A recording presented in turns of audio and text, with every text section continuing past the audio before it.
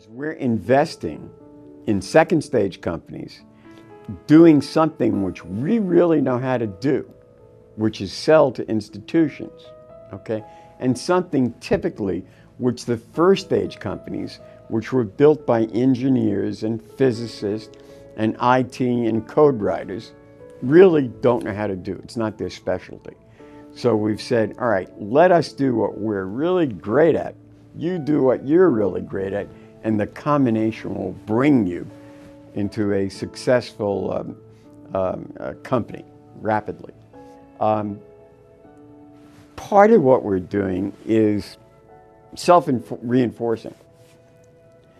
We have to identify, prospect, qualify, educate, demonstrate, propose, elicit objections, answer the objections, repropose, close, install, service, trade up, and use as reference accounts everything that we're involved in doing, including selling the information for everybody else to do that in the chemical industry.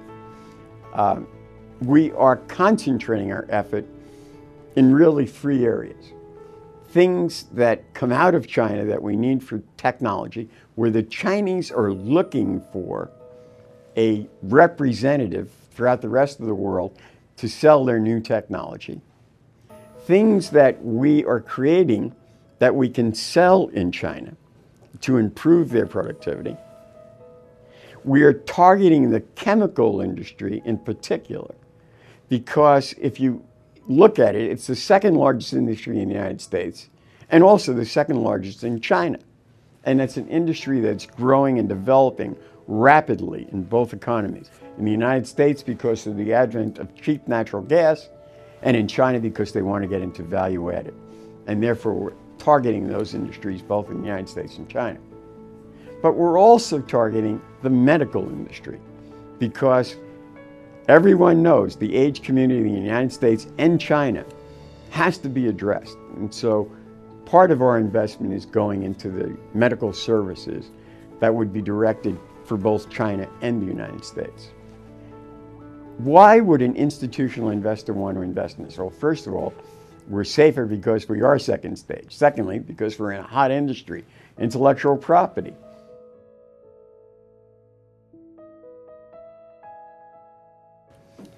Intellectual property has the highest return by far of any industry that you can invest in.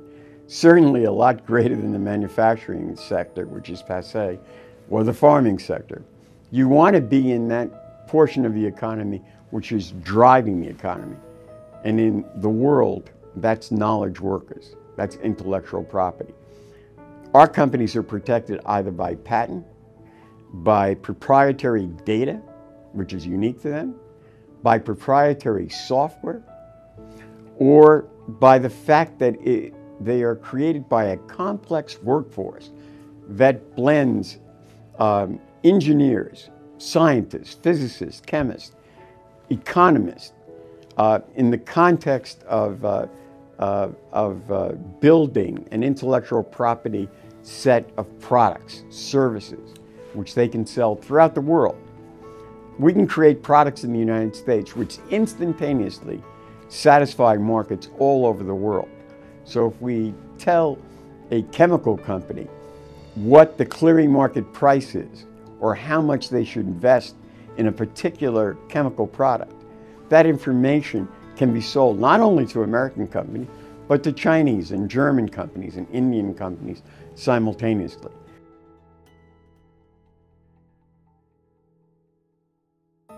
We're shooting for a 40% compound rate of return for our investors in these products.